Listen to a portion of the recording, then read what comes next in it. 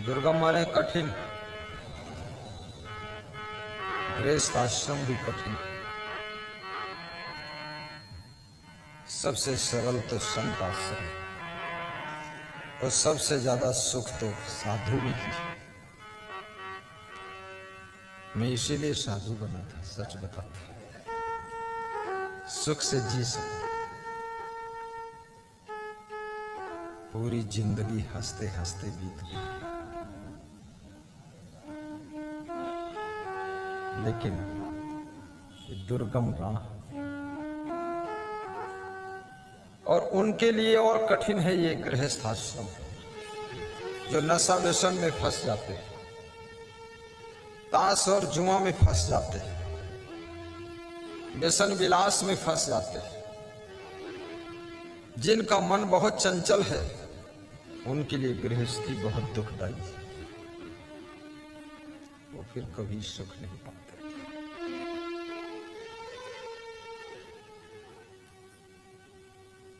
गृहस्थ आश्रम बहुत बड़ी जिम्मेदारियों का आश्रम है। गृहस्थ आश्रम में ही सबका जन्म होता है। बाद को कोई साधु बनता है, कोई ब्रह्मचारी बनता है, कोई कर्मचारी बनता है, लेकिन सबसे पहले गृहस्थ के घर में ही जन्म होता है। और कहते हैं कि माँ बाप यदि शुद्ध बुद्ध है, माँ बाप यदि विचारवान विवेकवान है, माँ बाप यदि सत्संगी है, माँ बाप की सोच अच्छी है, तो जो उनके द्वारा संतान का जन्म होगा, जो जीवात्मा माँ के गर्भ में आती है,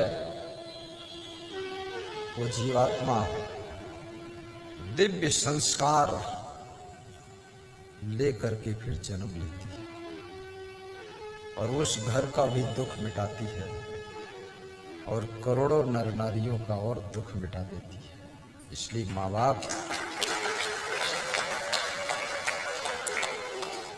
बाप साँचा है, संतान उनका ढांचा है। ईंट का साँचा ही यदि टेढ़ा है तो जब ईंट बनेगी वो टेढ़ी ही बनेगी। तो हर व्यक्ति चाहता है साँचा भले टेढ़ा रहे पर ईंट सीधी बन जाए। माँ बाप चाहते हैं हम भले टेढ़े मेढ़े रहें, गलत काम करते रहें, पर बेटा महान पैदा हो जाए। अरे क्या बात करते हो, उल्लू से उल्लू ही पैदा होता है, उल्लू से कोई कबूतर थोड़े पैदा हो जाए। अपने को बदलिए महाराज, उल्टा पुल्टा काम मत करिए। और गृहस्थ आश्रम को भी हंसते हंसते गुजारिए। दुखी ना होया करो। दो ही चीजें सोचा करो कि धर्म की रक्षा कैसे करूं और अधिक से अधिक धन की उन्नति कैसे करूं।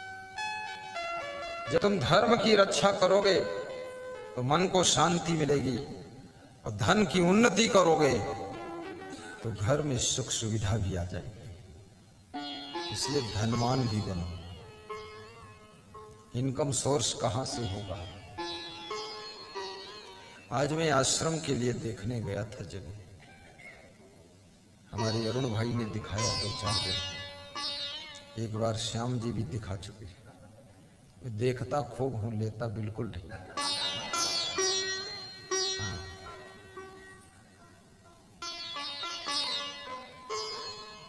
लेकिन जो देखता है वो लेता भी है किसी न किसी दिन। मेरी इच्छा यही है कि लखनऊ में सब यात्रियों को आना सहज है। लखीमपुर, कबीरधाम, मुस्तफाबाद जाना कठिन है। यहाँ तो कोई न कोई काम से महीने में एक बार लोग आते ही। तो यदि गुरु का बसेरा यहाँ हो जाए तो सब भक्तों को दर्शन सहज मिल जाए।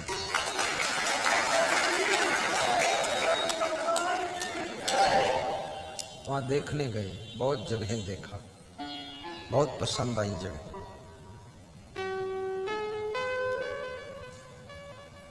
आश्रम बनाना बहुत पुण्य का कार्य है। धर्मशाला बनाना बहुत पुण्य का काम है। आज यदि ये धर्मशाला ना होती बाबा बद्री विशाल की, तो इतना सहज और इतना निश्चिंत हम लोग सब कहां सत्संग करते। और हमारे बाबा बद्री प्रसाद बाबा जो है ना, बड़े महान व्यक्ति, इतने सीधे सरल है।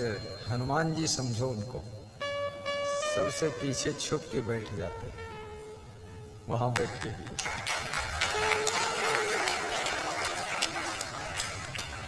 बाबा बाबा इधर आ जाओ, सबकी इच्छा है। नहीं नहीं, आ जाओ। हाँ आइए आइए बाबा, बाबा आइए, मान जाओ बाबा में।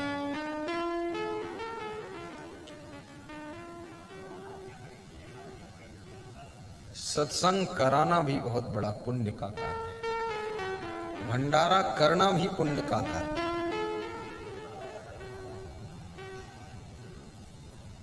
और सत्संग में दूसरों को बुलाना और सत्संग सुनाना भी पुण्य का कार्य है, क्योंकि सत्संग से ही मनुष्य की बुद्धि शुद्ध होती है। शरीर की बीमारियों को ठीक करने के लिए तो गली गली में डॉक्टर बैठे हैं, लेकिन मन की बीमारी को ठीक करने के लिए केवल सत्संग ही एक ऐसा स्थान है जहां मन की बीमारी को।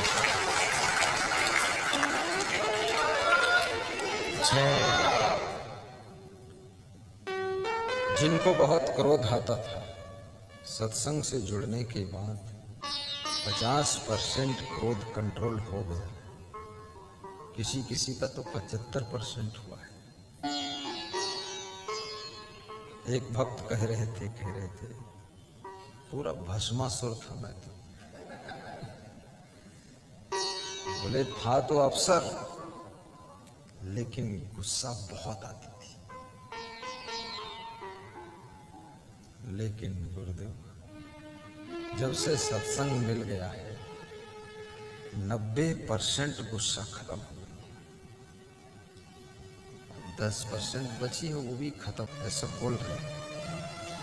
बोले अन्यथा तो बर्दाश्त ही नहीं होता था, एकदम खून गर्म हो जाता था।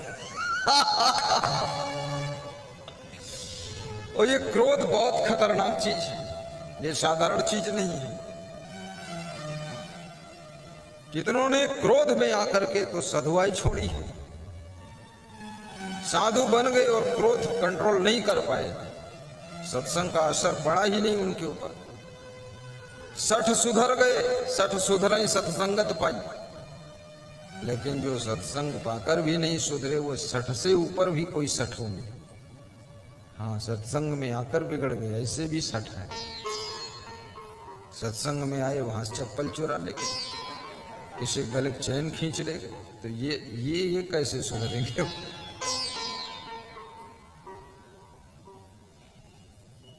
क्रोध तुमको हमेशा नीचे गिरा देगा। शन्यछति यो वेगम उत्थितम क्रोधा हर्षि शास्त्रियो भाजनम राजन यश्च आपत सना मुह्यति। विदुर जी कहते हैं, क्रोध सबके अंदर होता है,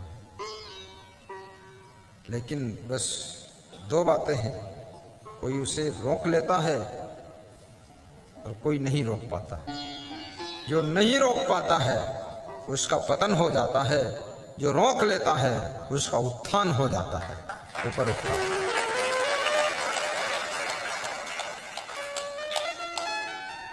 उत्थितम क्रोधा हर्षियो, सबके अंदर हर्ष भी होता है।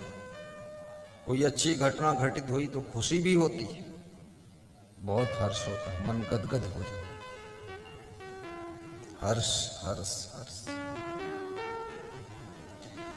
लेकिन याद रखना, हर्ष तो हो गया, हर्ष को भी कंट्रोल करना है। कौशल्या को जब समाचार मिला कि मेरे राम का कल राज तिलक होगा। कौशल्या हर्ष से भर गई और उस खुशी को रोक न सकी। खुशी का इजहार किया और अपनी दासी को बुलाया और तुरंत उसको इनाम दिया खुशी में। ले, दासी ने कहा, ये कैसा इनाम? बोले, कल राम का राज तिलक होगा। दासी इनाम लेकर हंसती हुई चल देती। दासी भी अन्य दासियों को बताती, सुमित्रा की दासी, कैकेयी की दासी को बताती। अलग अलग रानी की अलग अलग दासी। कैकेयी की दासी मंथरा जो सुनती है उसको उदासी आ जाती है। आहा,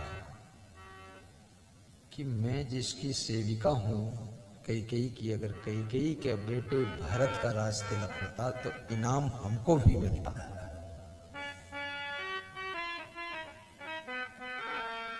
और कौशल्या के बेटे का राज तिलक होना है तो कौशल्या की दासी को इनाम मिला। तो मैं क्यों ना रात भर में इस प्रोग्राम को चेंज करने की कोशिश करूं। मंथरा ने प्रयास शुरू कर दिया और प्रयास में सफल हुई। एक छोटे से इनाम का लालच मंथरा की बुद्धि को बिगाड़ता है और मंथरा कैकेयी की बुद्धि को बिगाड़ती है और सारा कार्यक्रम सुबह तक चेंज हो जाता है। सुबह फिर से समाचार आता है कि राम को 14 वर्ष का वनवास, भरत को रास्ते। ये समाचार सुनते ही कौशल्या भी सोच में पड़ जाती है। कौशल्या की दासी आती है और कहती है, यदि आप खुशी ना मनाती, राम के राज तिलक के समाचार को सुन करके हर्ष को अगर रोक लेती, पी जाती, कंट्रोल कर लेती, तो शायद मंथरा को पता ही नहीं चलता ये समाचार।